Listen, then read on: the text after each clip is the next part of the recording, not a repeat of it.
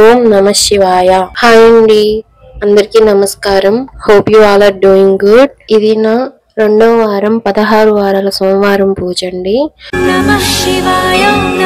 మీకు ప్రీవియస్ వీడియోలో చెప్పాను కదా పిన్ టు పిన్ వీడియో తీసి పెడతానని, అందుకే ఈ వీడియోలో మొత్తం చూపిస్తాను. అర్లీ మార్నింగ్ ఫ్రెష్ అయ్యాక రెగ్యులర్ పూజ చేసేసుకొని తర్వాత మా ఆంటీతో బయటకు వెళ్తాను. మా ఆంటీ అంటే మా లక్ష్మి ఆంటీ, మాకు పనిచేస్తారు వచ్చి. వాళ్ళ ఇంటి దగ్గర ఈ తమలపాకు చెట్టు ఉంది, అక్కడికి వెళ్ళి తమలపాకులు కోసుకుంటాను. ఆంటీ కొంచెం హెల్ప్ చేస్తున్నారు నాకు పుట్టమట్టి కావాలన్నా, ఏమైనా ఫ్లవర్స్ కావాలన్నా, బిల్వ పత్రాలు ఏమైనా కావాలంటే ఆంటీ చాలా బాగా హెల్ప్ చేస్తారు.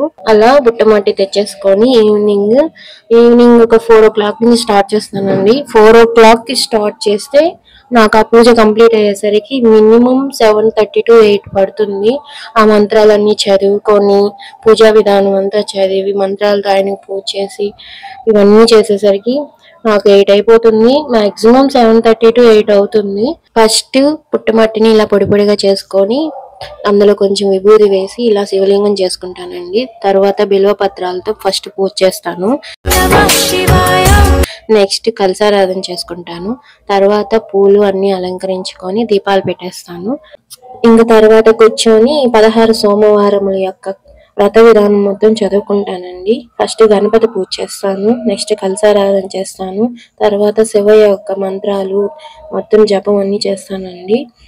నా దగ్గర PDF ఉందండి, అది చూసి చదువుకుంటాను. మీకు ఆ PDF కావాలంటే చెప్పండి, నేను డిస్క్రిప్షన్ లో ఇస్తాను లింక్. నెక్స్ట్ పూజ అంతా కంప్లీట్ అయ్యాక ప్రసాదం పెట్టి హారతి ఇస్తానండి. ఇలా నా 16 వారాల సోమవారం వ్రతం కంప్లీట్ చేసుకుంటాను. ఇలా కంప్లీట్ అయిపోయిన తర్వాత ముత్తైదువులు పిలుస్తానండి, ముగ్గురిని. వాళ్ళు పాదాలు కడిగి వాళ్ళకి తాంబూలం ఇస్తానండి. నేను ఏ విధంగా తాంబూలం ఇస్తాను అనేది మీకు నెక్స్ట్ వీడియోలో చూపిస్తానండి. అంటే వచ్చిన వాళ్ళని నేను ఎలా ట్రీట్ చేస్తాను అనేది. అలా నా 2వ వారం 16 వారాల సోమవార వ్రతాన్ని కంప్లీట్ చేసుకున్నానండి. నెక్స్ట్ 3వ వారం కూడా వీలైతే వీడియో తీసి అప్లోడ్ చేస్తాను.